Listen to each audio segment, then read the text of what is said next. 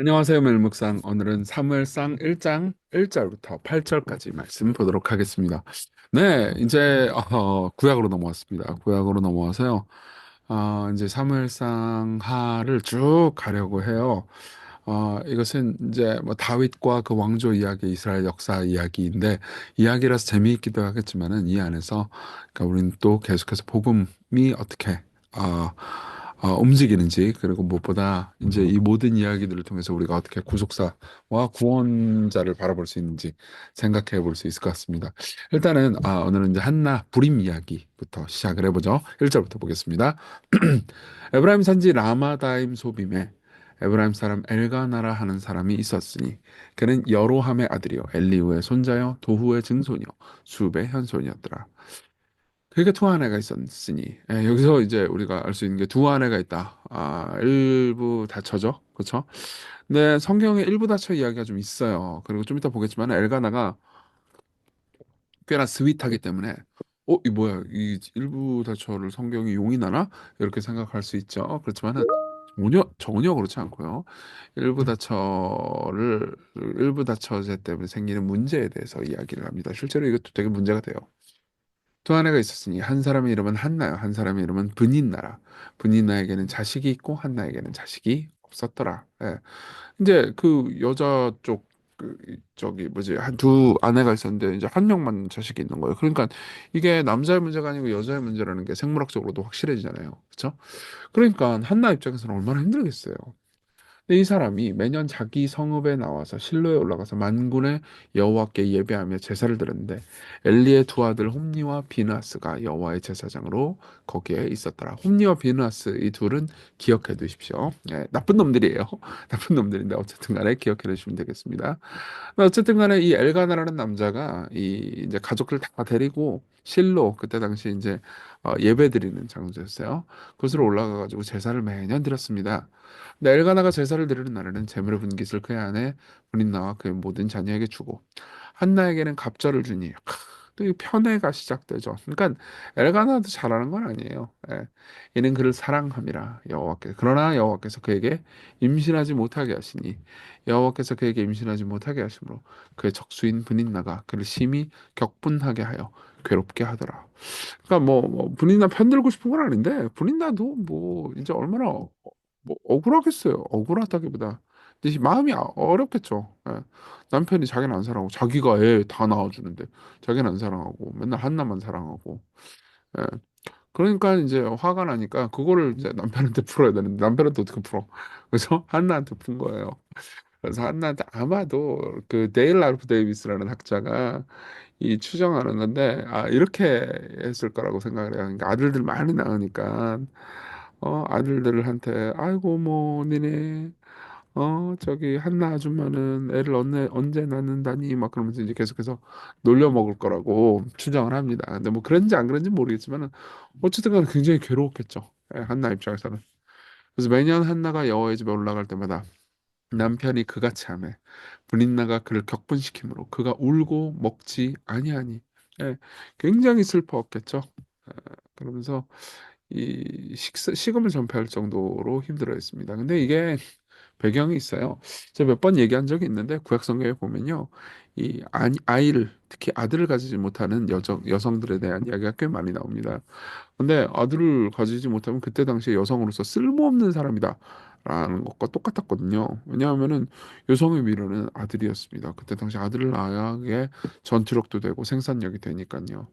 그래서 여러분들이 이렇게 생각하시면 좋아요. 대학 졸업한 지 시간이 됐고, 그리고 뭐 여러 곳에 트라이했는데 계속해서 직업도 못 가지고 떨어지고 그러면서 막 나이 막 40, 50 이렇게 되면서 내가 돈을 거의 벌지 못했다 이러면 굉장히 힘들 거 아니에요. 내 미래가 저기 완전히 암담해 보일 거 아닙니까? 그러니까 그 정도로 굉장히 괴로웠다. 라고 생각하시면 좋을 것 같습니다. 그러니까 8절에 그의 남편 엘가나가 엘가나 스윗 가이 그에게 이르되 한나여 어찌하여 울며 어찌하여 먹지 않냐며 어찌하여 그대의 마음이 슬프냐 내가 그대에게 열 아들보다 낫지 아니하냐 하니라 이렇게 얘기를 합니다.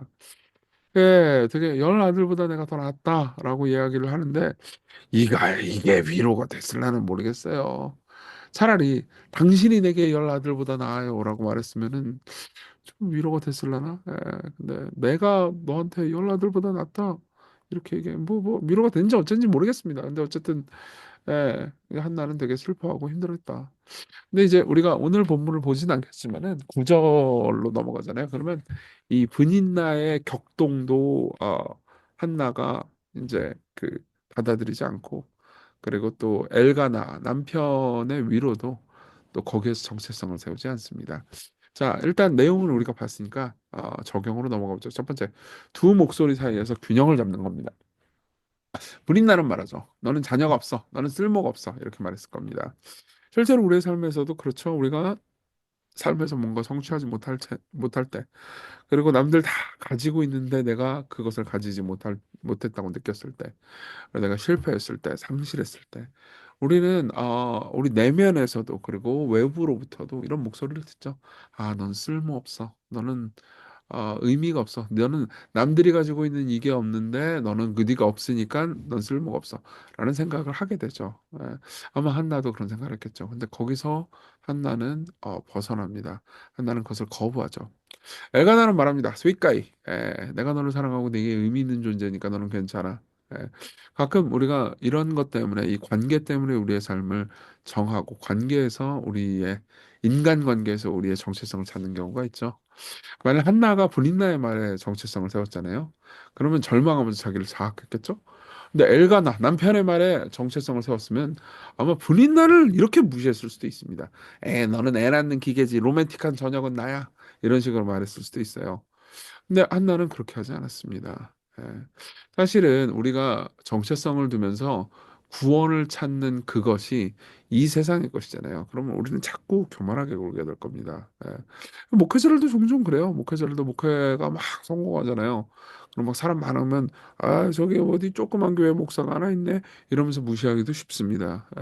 그럼 또 그 조그만 교회 목사는 제가 옛날에 많이 그랬는데 니는 임마 타락하고 맨날 사람 모으려고 진리를 어 뭐 하여튼 물 탔으니까 진리에 물을 탔으니까 사람이 그렇게 늘어났겠지 그러면서 비난하곤 했습니다. 나는 진리를 이게 바르게 전했기 때문에 교회가 작아졌다. 이게 무슨 논리인지 모르겠는데 어쨌든 그렇게 생각하는 적도 많았죠.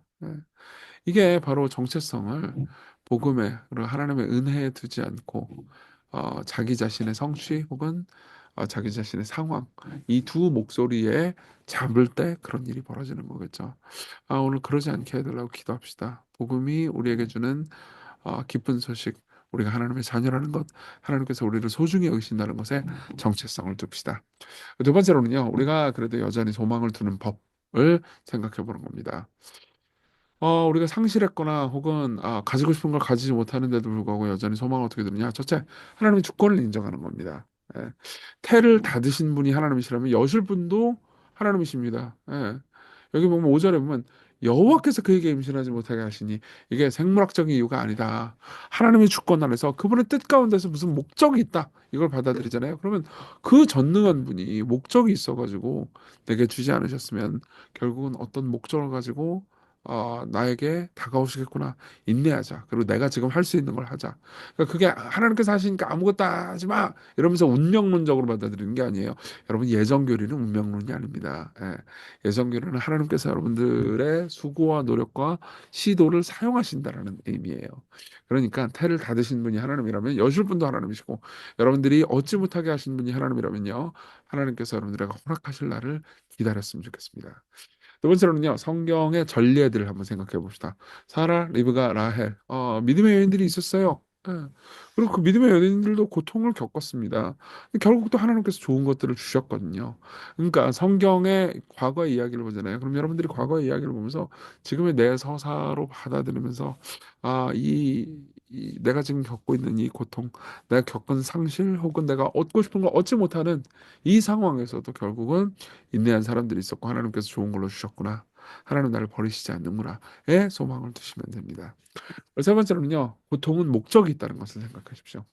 결국 우리가 이제 내일 좀 보게 되겠지만요, 한나 개인의 고통은 결국 이스라엘을 구할 사무엘이라는 지도자를 탄생시키기 위한 고통이었습니다. 결국 한나는요, 그래서 기도해요. 우리 내일 보겠지만은 기도하고 하나님께서 그 기도를 사용하셔서 사무엘 아들을 주시고요. 그리고 그 사무엘을 나시린으로, 나시린이라는 사람이 있어요. 그 이 제도가 있습니다. 나시린으로 바치고, 그리고 나시린으로 바쳤기 때문에 사무엘이 제사장을 섬기게 되고, 거기서 제사장 직분에 반열에 오르게 되고, 거기서 나라의 지도자가 되게 되고, 그 나라의 지도자가 됐기 때문에 나중에 이스라엘이 그 멸망 위기에서 구원받습니다. 그러니까 다 우리의 고통은 더 위대한 구원을 위한 하나님의 작전일 수 있습니다. 사실 요셉의 고통도 그때 당시 굶어 죽을 많은 사람들을 구하기 위한, 만민의 생명을 구하기 위한 고통이었잖아요. 십자가의 고통도 생각해 보세요. 저와 여러분들의 부활을 위한 고통 아니었습니까? 그렇죠? 우리의 고통도 그렇게 쓰임 받을 겁니다. 우리 같이 기도해요. 오늘 복음이 말해주는 정체성으로 나 자신을 생각하게 해주십시오. 분인나나 엘가나 이런 세상의 목소리가 아닌 복음의 은혜의 정체성을 두게 하소서. 그리고 바랐지만 이루어지지 않는 일이 있을 때 여전히 하나님의 주권에 소망을 두고 오늘을 살게 해달라고 같이 기도하겠습니다.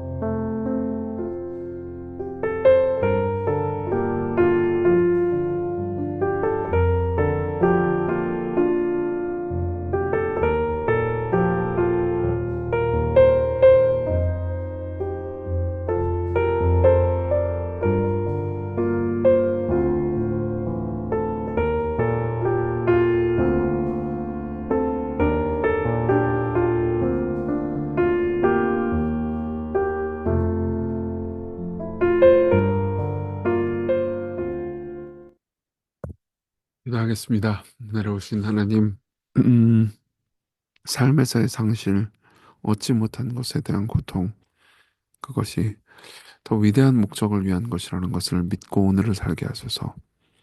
그리고 하나님을 바라보고 그 안에서 쉬게 하소서. 예수님 이름으로 기도했습니다. 아멘. 네, 하나님의 은혜 안에서 오늘 기쁜 하루 되세요.